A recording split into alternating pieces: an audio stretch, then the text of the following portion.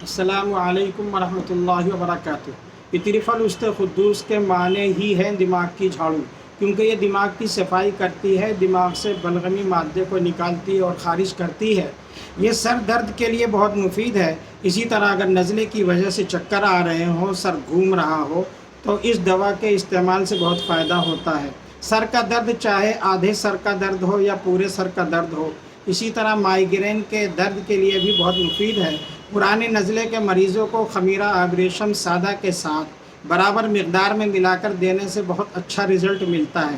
اسی طرح اگر بال وقت سے پہلے سفید ہو رہے ہوں تو 2 ٹکیے قرص کشتہ فولاد کے ساتھ 5 گرام صبح شام اطرف القدوس کھلانے سے کم 2 مہینے استعمال کرنے پر بہت فائدہ ہوتا ہے۔ اس کی مقدار خوراک کی بات کریں تو یہ 5 گرام سے 7 گرام گرم پانی سے صبح شام 2 وقت لیں۔ السلام علیکم ورحمۃ اللہ وبرکاتہ۔